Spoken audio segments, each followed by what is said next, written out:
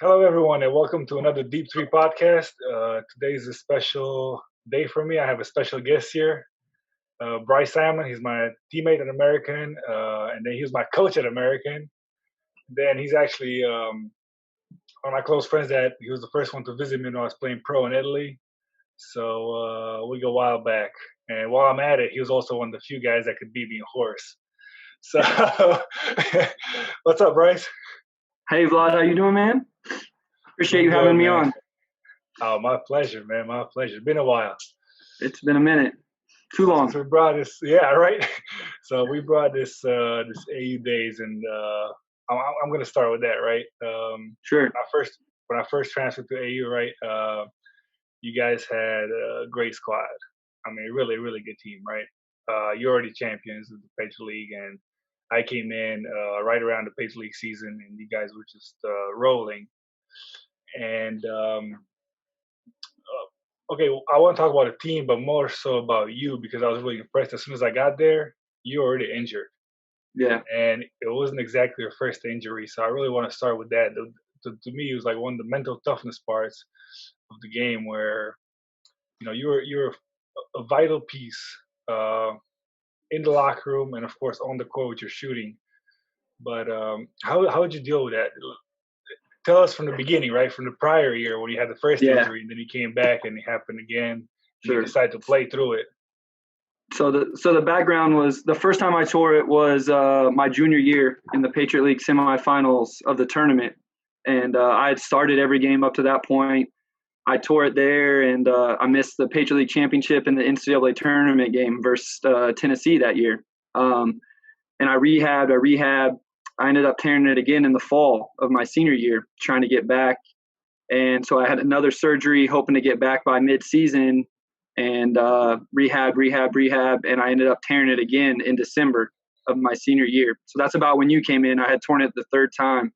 And I remember, like, Coach Jones set me down and was just like, what do you want to do? And I was like, I want to try to play. Like, I want to go out with my guys, and that's one thing. Like you talked about the team, like those guys are special. Like we're special to each other to this day. We have a group chat to this day that we talk to each other every single day, and like we know about each other's families and what's going on. And like that was a special group, man. Like that's what that was about. Like obviously Merce was unbelievable. Garrison was unbelievable. BG, those guys were dudes, they could ball, but we're like a family. Like we were like brothers, and I wasn't going to let my brothers down. I wanted to go out with them. I wanted to be with them, and so that was my motivation every day was to be a part of those guys. So I'll give a lot of credit to JJ too. Not take any credit from you guys, but I think a lot of college coaches, they focus on winning alone or whatever. But I was actually listening to one of my favorite coaches right now in college basketball, Jamie Christian from George Washington, right? And he was saying like his legacy, and his teams, they want to like, what are they going to do 20 years from now, right? If one of my guys is going to pick up the phone, can one of his teammates be there for him, Yeah. And I think that's the stuff that I found at AU, right? I'm not saying we had a Mason too. Larry Nigga was doing a good job with that, but at AU, as soon as I got there, you can see. I mean, it was just there was no I out there, It was all about the team, and I mean, like you said, you start all your games, and you come off the next year, you kind of adjust your role, right? So for you, like, okay, so you were dealing with the injury and you were dealing with pain. I mean, I think that was obvious for everybody that could see, right? But sure. How are you doing with that? Like mentally, just okay, I'm not the same player that I was last year. I can't be the same player, but what was your mentality at that point? To get through rehab. So like I was actually thinking about this the other day. So like, coming up, your motivation is be the best player you can be, right? Like you're going to kill it. You're going to be, you're going to get up every day and grind. Like that's my favorite word, like to my players and whatever, like you're going to grind. Whenever I tore my ACL, like my mentality shifted from becoming the best basketball player to like, I was going to crush this rehab. And I know that seems crazy, but like I was going to, if the athletic trainer said I'd be off crutches in a week, I was going to be off crutches in 3 days. If the athletic trainer said I was, shout out to Dash right there. My man Dash. Me and Dash got close. That's my dude.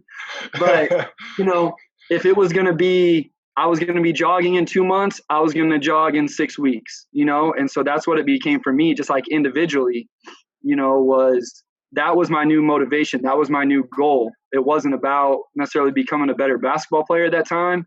It was about crushing this rehab. And if that's what the obstacle that got put in front of me, that's what I was going to take on. And I was going to be the best ACL rehabber that AU had seen, and that was the mentality, for me. And again, like, I can't say, like, you brought up JJ and the culture he creates. Like, I'll never forget what he did for me. So that NCAA tournament game, he put me in for the last 20 seconds. Like, the game was over, whatever. Like, he came down to the bench and he put me in so I could step on the floor. And, like, that stuck with me for the rest of my life. Like, I tell people that any chance I get. And, like, that changed a lot. That meant a lot to me whenever JJ did that for me, because he didn't know that we were going to make it back the next year. He had no idea. So he made sure I stepped foot on that floor that night, and that was pretty cool. I can tell you that as soon as I got there, I knew you were going to make it back. So early January, I could have told you that, right? No, but JJ is, I give him a lot of credit for my development too.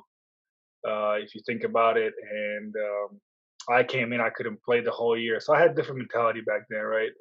When you can't play the whole year, and I've learned with time that, like you said, the injury is different. The injury is very different. You take it one day at a time, and you want to crush it. You want to crush that day, but next day you wake up and it's like, man, my knee's actually worse today. You know what? Like, dang, I pushed it too hard. Hey, you know what? I got to push it again, right? I mean, but that time with JJ right there, it was just different when he, when he was recruiting me, he was like, okay, I want you to come in, and this is my team right here. Okay. But next year, this is not going to be the team. He's like, so I need you to step up. And he told me, he laid out, he's like, if you think of transfer here, and it's going to be cool, it's going to be, no. He's like, it's going to be on you. Like, he said it. He's like, if you come here, it's going to be on you, so you better be ready. And you got to practice. And I'll never forget the days that he put me in practice. Like, if I was on scout team the whole time, right? So I was playing against you guys. We had a freshman. I think I was like the oldest, definitely the oldest one, the scout team, right? So it was like, I think a lot of freshmen actually that year. Yeah, because I think my guys are basically with you, right? Steve and Nick were you guys in the rotation. Yeah. So it was like me and the freshmen. And, JJ can be hard on freshmen and stuff like that. So he was, they can get frustrated, they get down mentally and stuff like that. But when he came up to me, it's like, I just remember it was, I think we're playing Holy Cross, and it's like, oh, can you just take a few shots, like look to go left, even take like a few floaters, like a pull up, close the rim, like just shoot it left. They had a lefty wing. And like I was like, sure, but I didn't see the bigger picture. It was like he was just trying to get me better and push me in like a live condition, right? So I'm playing against you live in practice, and every day I want to, prove that I can play. But then he puts me in this awesome, like, it was awesome, but it was like really awkward situations for me, right? Because I was like, I'm not a guard, I'm not a lefty. I can play the 5, I can play the 4, 3, 2. I was like, dang, he's putting me in all these situations. Yeah. But it really helped me down the road. And I don't know it helped me the next few years, but I think it definitely helped me, going forward as a pro, because you never have the same role, and it was just awesome for me. JJ's he has a special place, in my basketball heart right there. Yeah. No, I mean, I was thinking about this the other day too. Like JJ, he's gonna make you grow up. Like that. Whenever you go to AU, you're gonna grow up. Like, and I was thinking back to some stories of some stuff my first year there. And I'd been through JUCO, and so I'd been a college basketball player. And I know you want to talk about some of the differences there, but like, I became a man. Like, I became tough whenever I went to AU. Like, I wasn't tough. Like, I loved ball and I wanted to work and all that, but like, he made me tough, and like, you weren't going to get through that program with JJ unless you were tough, and like mentally and physically, he made me so much tougher and so much better, because of that. And, I tell him as often as I can, like, I appreciate everything he did. He turned me into the man I am today. And, but I think, back to that scout team stuff, like, I think all freshmen should have to go through that, right? Like, I mean, go in there and be forced to play as the other team's best player, the other team's shooter or whatever, and work on your game, like you're saying, in those live situations. I think that would make kids better, being forced to play on those scout team situations. Yeah, in the previous episode, I was talking to my head trainer, right? Morris, he was saying like iron sharpens iron, right? It's just how it is. It's the only way, you can drill it however much you want to, however long you want to, but until you just, get knocked out by the situations in live setting, you just don't really, you think you shoot a left-handed floater or whatever down lane, but when you have the 5-man coming at you, trying to block it, it's a whole different shot. Then it's like, hey, 1, 2, I'll work my floater right now. It's good. And I'll tell you, like, Coach Brennan, he was the assistant coach whenever we were there. Did he coach you, or did he leave for Georgetown? He left after that year. No. Oh, he coached me. Don't worry. Individual workouts, he was there. Yeah, that's what I'm talking about, though. Like, I mean, that dude puts you in uncomfortable situations. So, like, with me, we'd have an individual workout, and it'd be like, Coach, do I get a shoot today? No, I know you can shoot, Bryce. So you're going to, like, I dribbled, passed, and did layups. Like, I never got to shoot a 3 with him because he's like, I know you can do that, but that's what he was about. We're shooting these weird, 1 foot, like, sweeping layups. And I always remember, like, you watch me pass to this day, and it's a 2-hand perfect chest pass, because that's what he was about. Like, he would sit there and throw passes to you and just scream at you to do it the right way. But, I mean, I preach it to my kids all the time now. Like, you have to be comfortable with being uncomfortable. If you're not uncomfortable, you're not getting better, And for the most part, going to DC and AU and playing for Coach Jones was the first time I got outside my comfort zone. And that's when, up until I got hurt, that's when I really saw my game going to another level, And, I mean, that's my biggest thing is, like, I wish I wouldn't have got hurt so I could have seen what he could have turned me into. Because I think that, like, it was just clicking for me. Like, I had just toughened up. I had just started to get comfortable with all this new stuff. And then, bam, I went down, I mean, so I didn't think about it at the time. But when I look back, I'm like, man, I felt like I was about to take off a little bit because he had beat me down. And then I was just starting to build back up. Yeah, but so talking about, like, passing, you just said that, right? And we're both shooters. Yeah. I mean, a lot of people don't realize how important the pass is when you try to shoot the ball. Because I'm like, if you just hit me in my not in my sweet spot, but there's like a range where I can catch the ball. Yeah. If I catch in that range, I can tell you, like, honestly, I'll shoot like 80% of it. But the ball goes a little left, right. I mean, you're still a good shooter, right? So you're gonna shoot a good percentage. But it's crazy how it alters your percentage, and it's fundamentals. I think a lot of basketball these days kind of like lacks that because everybody wants to have the moves. Everybody wants to do everything. They want to show what they can do with the ball. Yeah. So passing is kind of like the last resort. I think it's just undervalued. Yeah, I think it's just underappreciated. Like, some kid will go to the gym and he wants to make sure his crossover looks right, and he's focused on that. But when you pass to your dude on the wing, like, it's like whatever, like, if it's a little off, it's whatever. Like, when you pass to Garrett, when you pass to Steph Curry or Klay Thompson, it don't matter. Like, they're not. But in high school, college, like you're saying, like, percentages go way down if you have to catch it down by your knee or over here or whatever. And so, I think that's huge. And again, I mean, it's, we use cliches all the time, but good pass leads to a good shot, and, like, I think that stuff isn't so important, to make your shooter comfortable, so he can just step into it and let it fly. So before we head into this coaching part of it, we'll kind of transition there. But before that, can you talk to me about JUCO? Because, especially a lot of our European listeners, they're not so familiar with the junior college. They're not really sure what it is.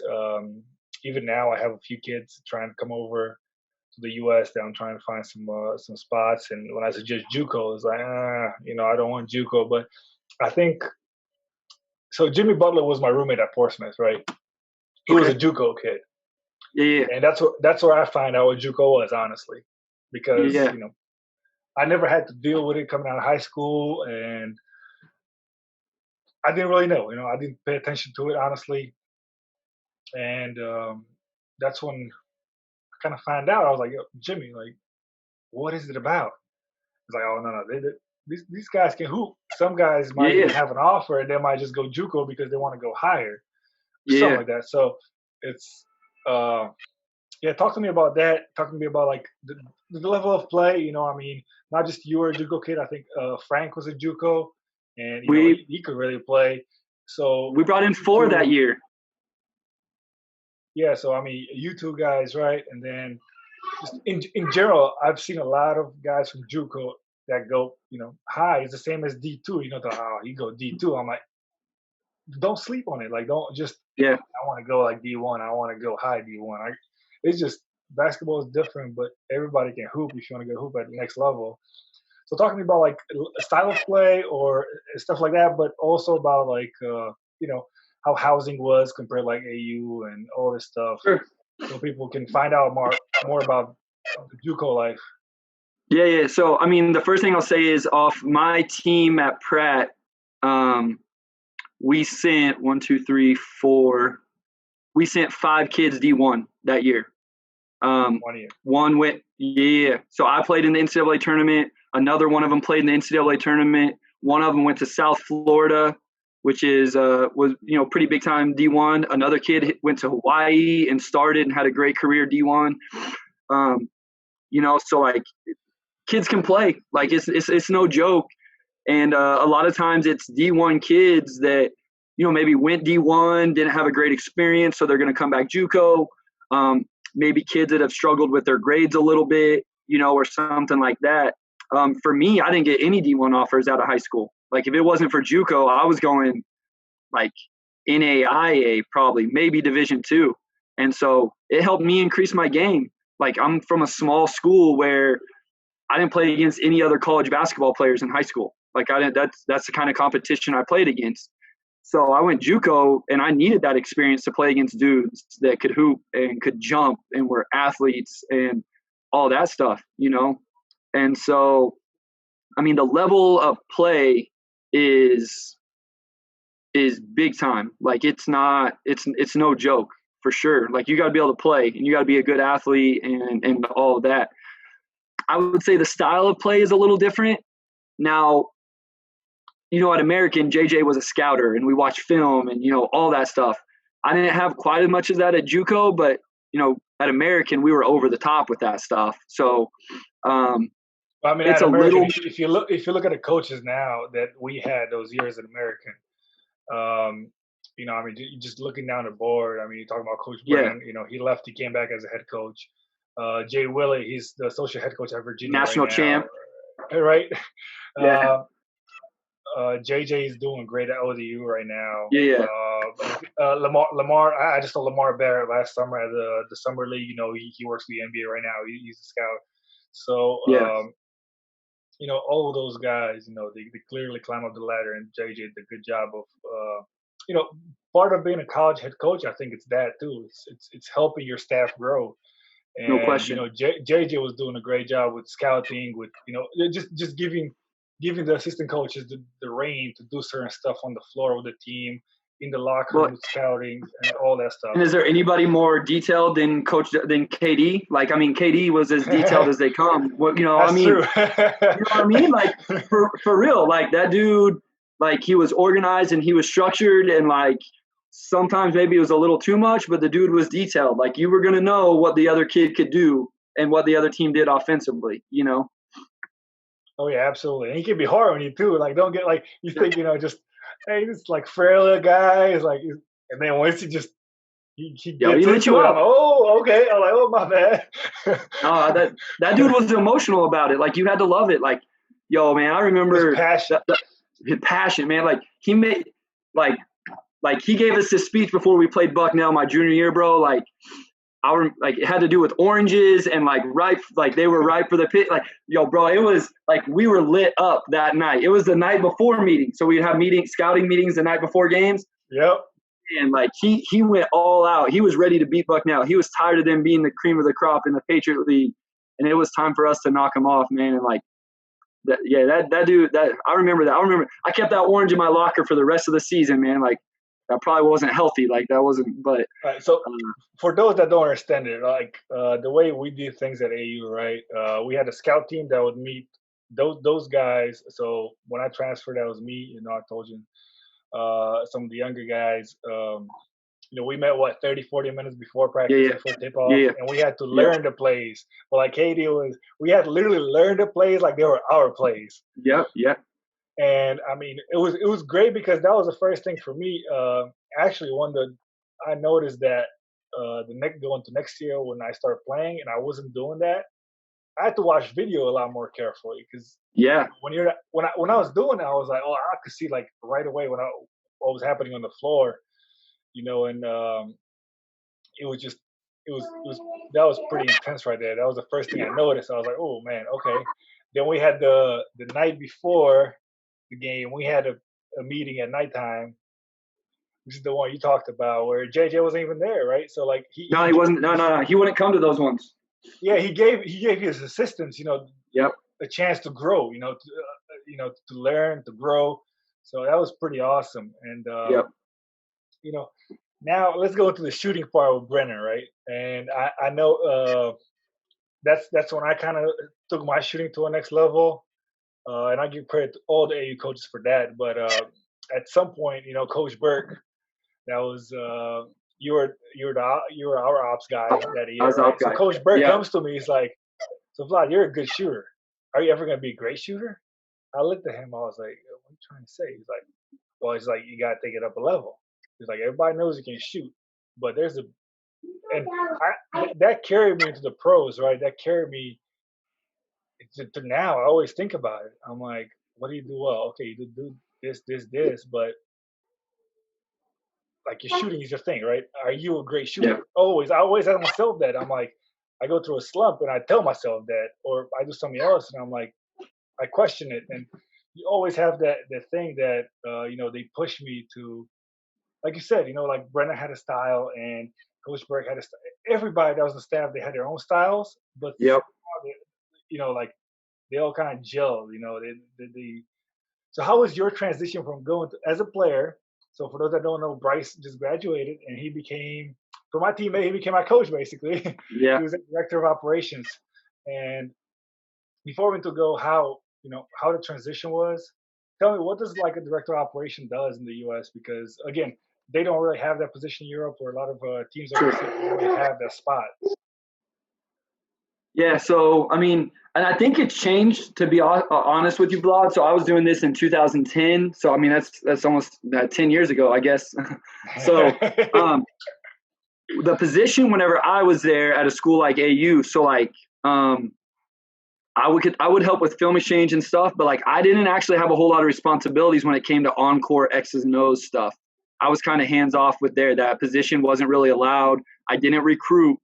So like, but I did all the scheduling. So, I mean, so this is, you can touch on the JUCO thing too here, and not to put it down, but like in JUCO, when I was at Pratt, we left the day of the game, we played and we drove home, and we might get pizza or McDonald's on the way home. You know what I'm saying? Like, and I had a friend, I had someone tell me one time that like every kid should have to play a year at JUCO because it'll humble you before you get to go D1. Like, you need to know what it's really like. So when I got to AU and we were getting all this gear and these shoes and the way we traveled, I was like, yo, this is big time. I mean, I can imagine what it's like at KU or Duke or something like that. But so, at AU, we would go up the night before. We'd stay in a hotel. We'd eat. We'd get there and the meals would be, like everything would be set up for us. The bus, the flights, like I did all that stuff. I scheduled all the flights. the shoot around times, all the meals, all that stuff. So I kind of just ran the show as far as that stuff. And I mean, I would sit in the meetings, like in the office, whenever we talked about things. But that was a little bit tough for me, to be honest, because I wanted to be involved in the X's and O's. I wanted to be on the court, like talking to guys and coaching them up and stuff. And like I was on the bench during games, but still like I couldn't be super vocal yet. And so that was a tough year, to be honest. And we struggled that year. Like that was your year. You came in, but you couldn't play till Christmas. And I'm not. You'll know this for sure. But like we hadn't won a game, right? And then you came in and we went to DePaul and beat DePaul. Had we not won a game, or maybe one game or something? One or two by that point, yeah. And then yeah. It was by far the most frustrating period of my career. Even worse than the injury to me, that was knowing I was healthy, knowing just the offense, because JJ built the offense. I mean, we had so much stuff that was running through me or for me, and it was just seeing it. It was difficult because even the offense wasn't built, to play without me. So playing without me, it hurt. Yeah. And me not being able to be with my guys, because those are my guys. There's like. Yeah. I mean, as soon as I got on campus, like you said, you guys, you're already about to graduate. I mean, yeah, you welcome me. I mean, it was great, but at the same time, I bonded with those guys because those were my guys, right? So it hurt. It hurt just watching the coaching staff struggle, be frustrated, and it was a hard situation just for me, for the coaching staff, for the whole team. Coaches, I think they're like difficult situations. Like, what do we do now? It's like we still got to wait a few more games. Yeah. So you guys, I mean, I don't even know. Like, what was going on in those meetings where you guys were like, oh man, like we lost a bad one, but it was could have been different if Vlad was there. No, I mean, honestly, bro, like that whole thing was different, right? So like we went back to back, right? And all of us graduate. Now Nick played a lot. Hindra, and then Lovetak played a little bit. But those were the only two dudes really coming back that played. Not to mention Brennan was gone and Willie was gone. Like those guys left too. And they moved EJ up from the ops spot. So he was first year as an assistant. Bert came over from Georgetown. Nobody knew him. I was in there as an ops guy. Like there was just so much craziness, like so much change, and it was just frustrating for everybody. Like it was frustrating for me. Like I'd been a part of 2 years of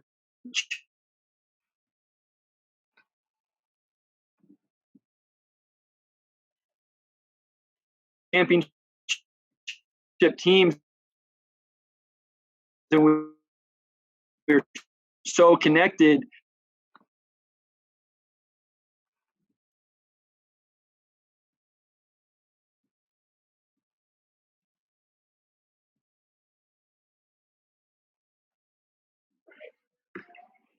We back? All right, we're back. Okay. All right. You can pick it up from there about the whole situation. Yeah. So, I mean, the whole situation was crazy. And then I think it was like, we knew, I mean, obviously you were our best player. And so we knew once we had you back, things would change. But it's just like, you don't want to just waste half a season, but and here's the thing, Vlad, like in the Patriot League, a one bid league, all that matters is the conference. Like I'm not saying non-conference doesn't matter, but at the end of the day, like that ain't getting you to the NCAA tournament. Like winning your regular season, winning the conference tournament, and getting to the NCAA tournament is what mattered. So those non-conference games, I think, my guess is Coach Jones was trying to build those other guys up as best he could until you got there and the pieces started to fit together. And it came together a little bit, but that next year you guys were really good, right? Like that were you guys better that next year? No, we were good, man. We were good that year. We lost on we had Troy who came in to help us too. And Charles, right? And Charles came in from Vanderbilt. Season, right? But that year was it was totally different. I thought we were clicking, and I don't remember, but we lost on a buzzer beater from half court. We're up 2, and we lost on a buzzer beater from half court against Lafayette in the semis. And I mean, that was disappointing, right? Because I mean, I was looking forward. We did all that we could, and we had Bucknell and Lehigh on the other side. So CJ McCollum and Mike Muscala were fighting to Yeah. final. Yeah. And we knew that. I think we had a home court. I forget. If we had a home court, I think if we would have, if Lehigh would have won.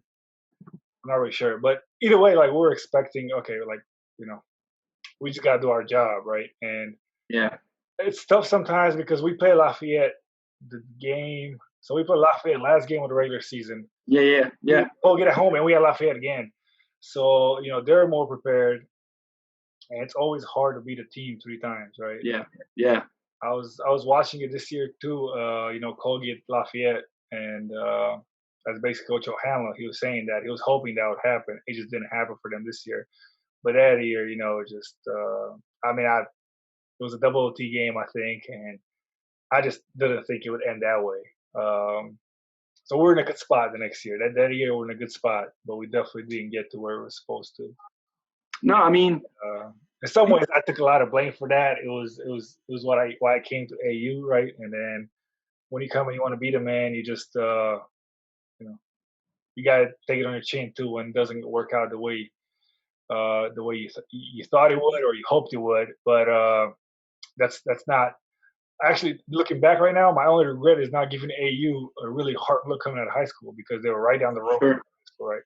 Yeah. 2 miles from high school. KD was recruiting me.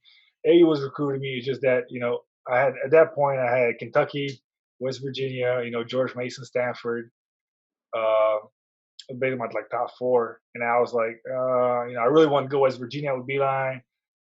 But looking back now, like if some kids would ask me, I'm like, just go wherever you feel like you're gonna be comfortable. Yep.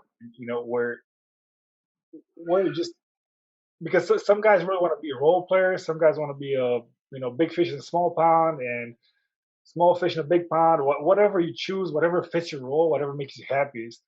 And I feel like being in DC for me, that was that's my hometown. After Bucharest. Yeah. DC. I was there for like almost 7 years. And it was. I lost in high school, right? I lost final after final after final against DeMatha. We had like 7 D1 players, 10 D1 players. It was just yeah. I mean, they were stacked like they are right now every year. I mean, Coach Jones there, it's unbelievable what he does in DeMatha, and it's a tough conference. But I went to Mason, got my first championship the first year. I played a small part in it. But looking back, I wish I would have known more about this stuff. How you fit in with just different conferences, and just look at what Mike Muscala and CJ McCollum did to go in freshman league, right? And it's my biggest regret of my career not winning that championship my senior year. I think my junior year it would have been tough. My junior year would have been tough. Just because that first part of the season, I thought we clicked a little bit late, and it wasn't, it was just a tough situation for everybody. So how was it being in the meetings from you being a player, right? Very next year, right? So we talked about JJ being a lot tougher, and of course, as you get older, he's showing you his loving side a lot more often. Yeah. But how is that going from a player to straight in the coach's office upstairs from the same floor? You just went upstairs to the coach's office. Yeah. No, it was weird. Like, it was awkward. Like, I remember I called Steve Lubchak, who I lived with. Like, we lived in the same house. We lived in the basketball house together. And I had to call him over the summer for something. I don't know what it was. And it's like, do I say, hey, this is Bryce? Do I say this is Coach Simon? Like, and like, so it's weird, and JJ pulls me into the office one day. He's like, you got to pick sides. You're a coach now. You're not a player. You're not their friend anymore. I'm like, and coach, how JJ is. He's blunt. He's going to tell you, I remember that though. Yeah. I mean, and so here's a funny story about JJ. So I'm out on a date, and this is right after I get the job. And I don't remember if I knew he called or not or whatever, but he calls while I'm on the date and I don't answer.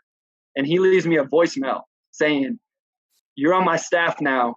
Whenever I call you, it doesn't matter what you're doing, you answer the phone." Like, I mean, and he was joking. I think sort of. I think he was kind of serious, but he was joking. But I mean, but it was different. Like, you're friends with these people, like other people, other athletes, you know, and you know what they do on the weekends and stuff like that. And it's like, now you're a coach, and it's like, you ain't gonna snitch because those are your boys, you know. And so we had one.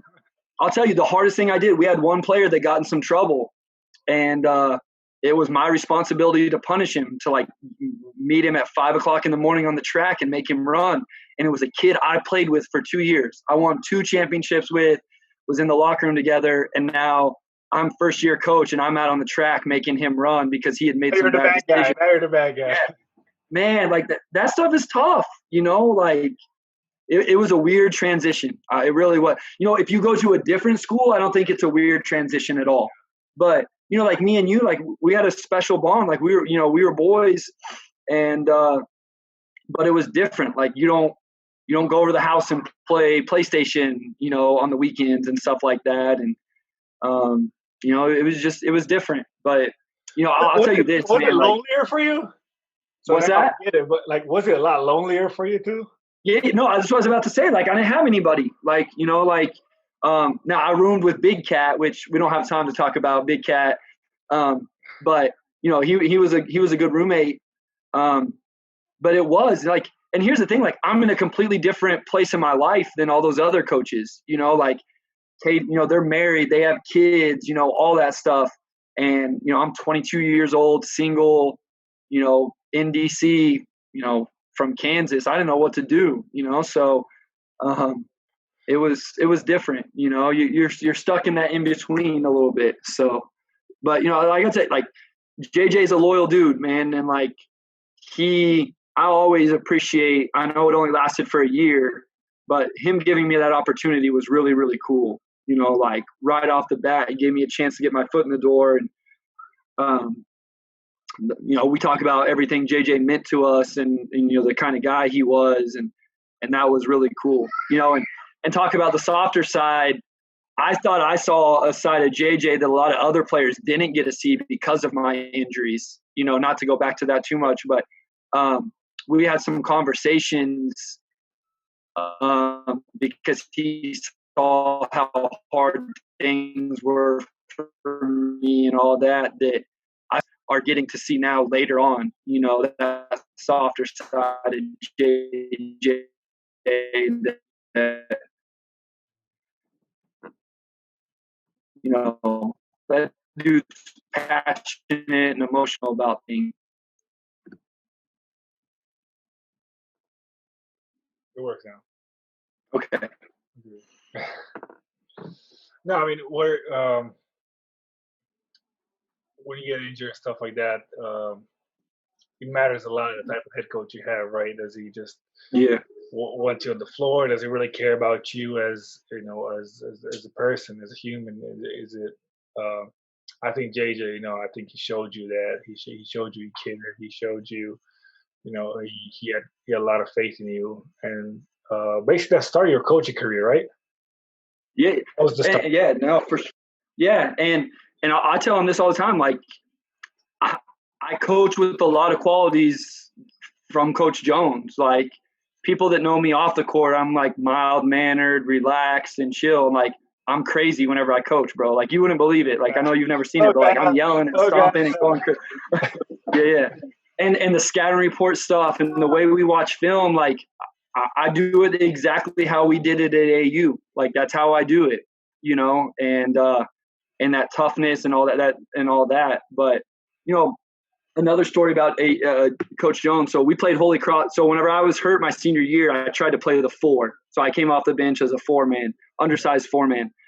And if you remember the Holy Cross teams, like, they were big. They had 2 like posts, like physical dudes. So we go up to Holy Cross, and I had been playing like 10 minutes a game, whatever. And up at Holy Cross, I played like 2. And he came to me before the next practice. He goes, "Bryce, I just want you to know, like, why you didn't play very much the other night." And I said, "Coach, I get it. But the fact he took time to explain it to me just to make sure I understood meant a lot, because JJ could just make a decision and you had to deal with it, but he took the time to be like, hey, this is why you didn't play much the other night, and that situation meant a lot too.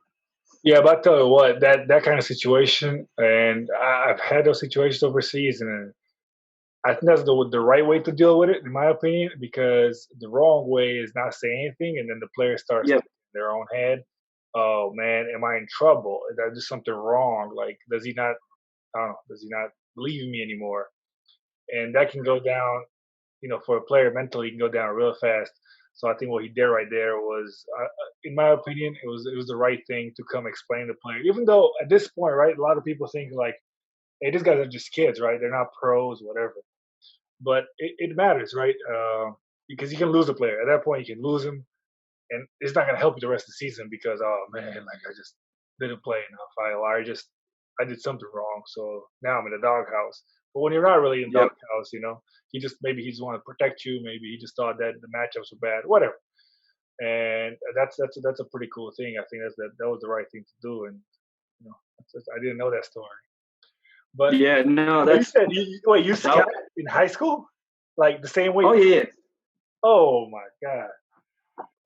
No, we have two-page scouting reports. Front page is personnel, back page is what they do offensively and defensively, and then I break down film just like we did there, like offensive clips for this play, inbounds play, whatever. Not like Yeah, so you in scout my, in my any college team, any pro team, right? So you have a very detailed yep, scouting report. yep, That, that's yep, awesome. So what's the difference right now, right? You coach the boys and the girls at your high school, right? yep, yep.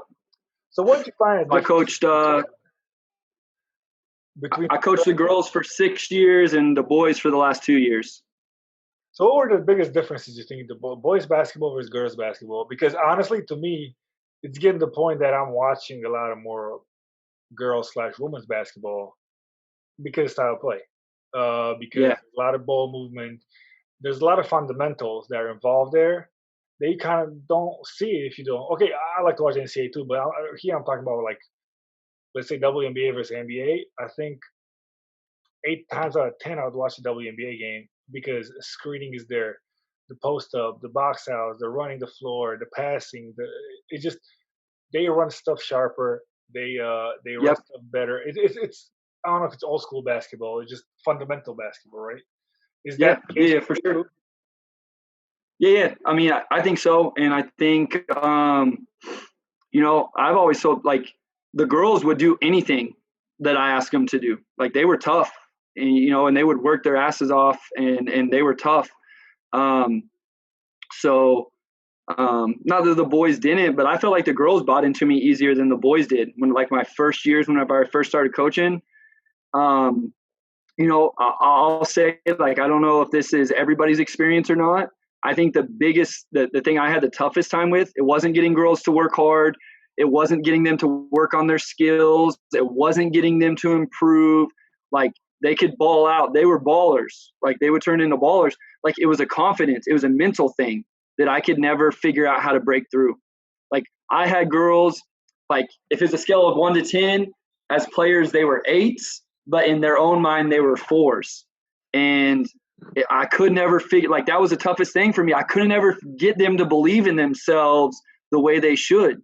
Like they would sit there and like shoot around and just like stroke and stroke and stroke, and then they get in games and lose confidence.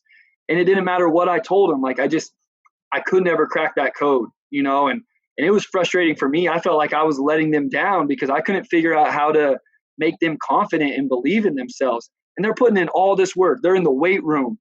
They're getting in it over the summer. They're staying after practice and shooting, and then like they just didn't have like that. I don't want to say mentality, but that confidence, that they should have had. Yeah, uh, that's pretty crazy. I mean, because in high school we had Marisa Coleman, and I mean, she's tough. She played in WNBA. She plays overseas, and she was really good, right? She went to Duke out of high school, and she used to scrimmage with us.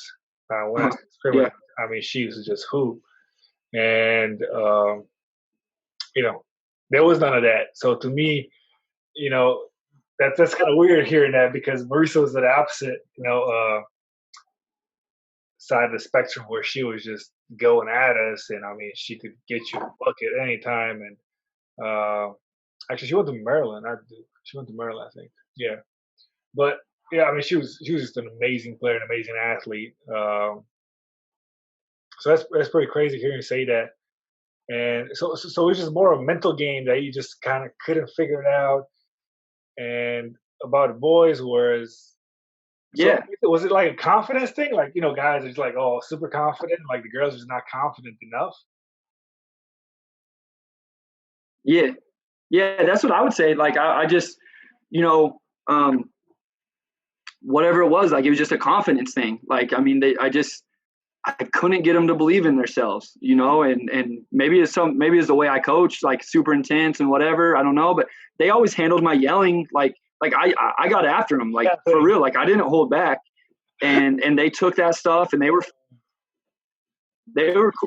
they took it like they really did. Like they were cool because they knew I cared about them, and as players and as people.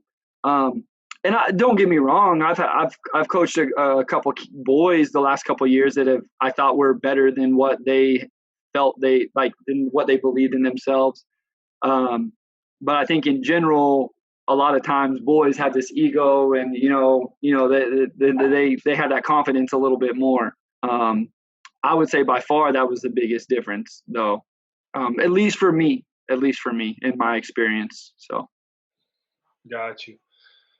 And now, towards the end, I want to touch on some subjects that, like, let's say the coaching in high school, right?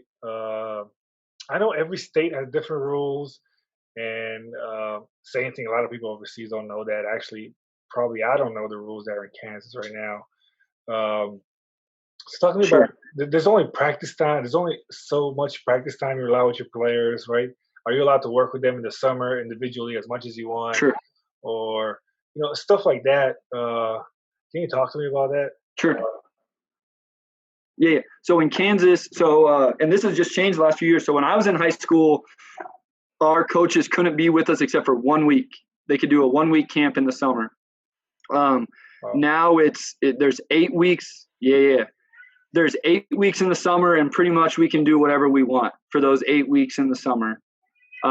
There's a 1 week break around the 4th of July. But before that and after that, we can do whatever we want. So like what I do is we have workouts 5 nights a week as a team, and it's not mandatory. I can't force my guys to be there. It has to be their choice. Um, we're not allowed to make it mandatory whatsoever in the summer. Um, and then in the season, we can start practicing 3 weeks before our first game, which is the week before Thanksgiving. Um, and there's not really any restrictions on practice time. Like we probably practice 2 hours a day plus like 30 minutes of film or scout or something like that when we really get into it. There are restrictions on Wednesday nights though, based on our school. Our school makes us be out of the gym by 7 o'clock because of church. Kids go to church on Wednesday nights. okay. Um, and see, like at my school, us and the high school girls team have to practice in the same gym. So they get it for 2 hours and then we get it for 2 hours. So like school gets out at 4. The girls will practice from 4 to 6, and then we'll practice from 6 to 8. And then the next week we switch. We practice 4 to 6. They practice 6 to 8. So, Got you. Okay. um, so How about it's nice now in the summer. yeah, yeah, for sure. We have those 8 weeks where you can help them get better, and it's a process. Yes. It's I saw it.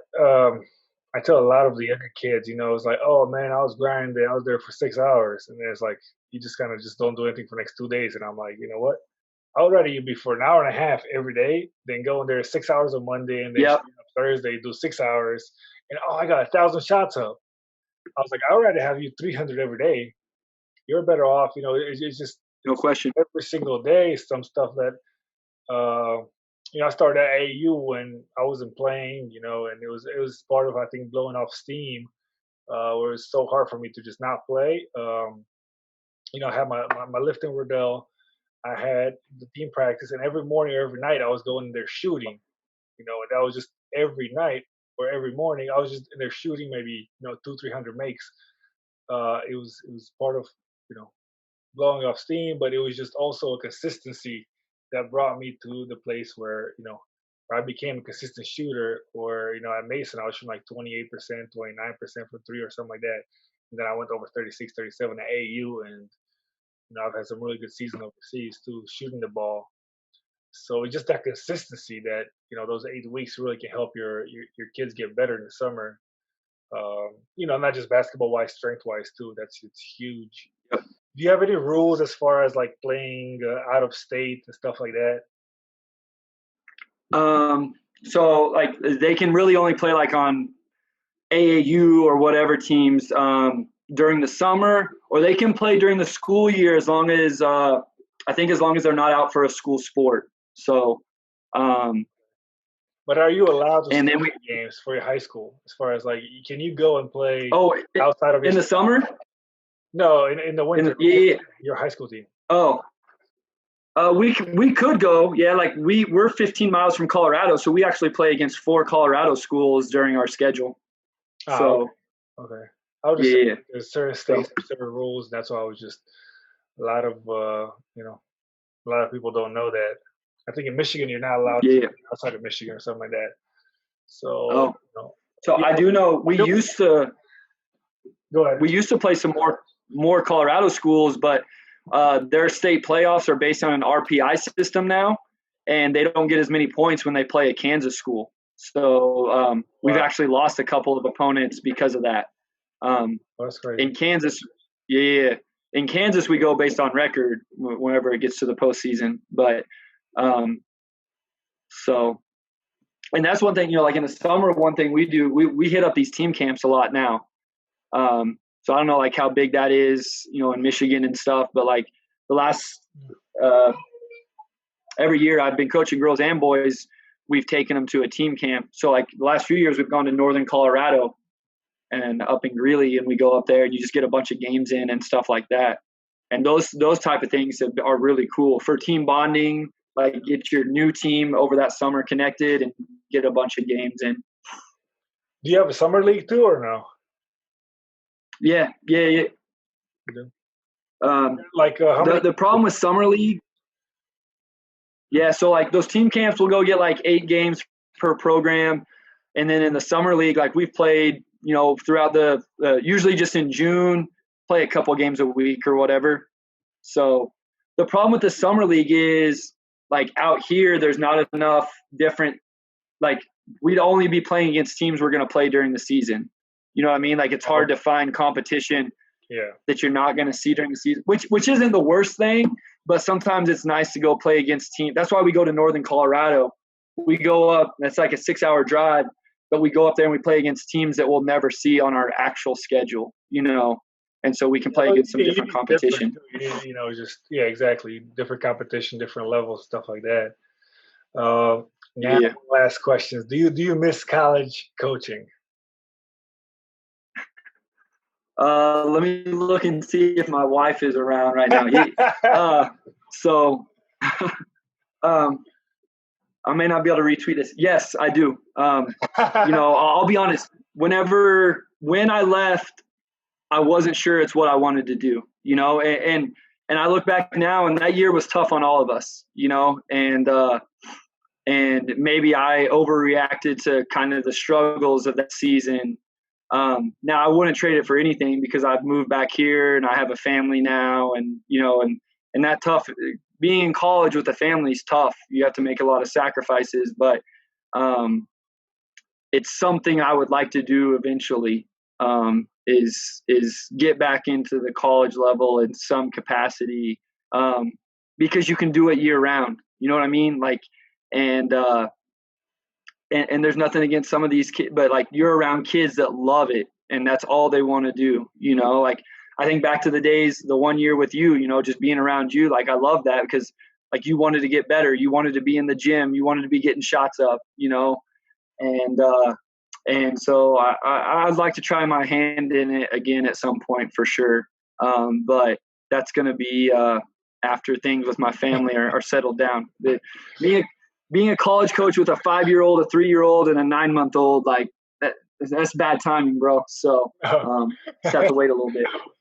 Oh, I know, man. It's tough. It's definitely not easy, but definitely a blessing too. Bryce, I Yeah, want to thank you for your time, man. I don't want to take you away too much from your family. Tell your wife we said thank you. We appreciate yeah. it. All right, man. Thank No, you I again. appreciate it. It was awesome. I had a blast. All right.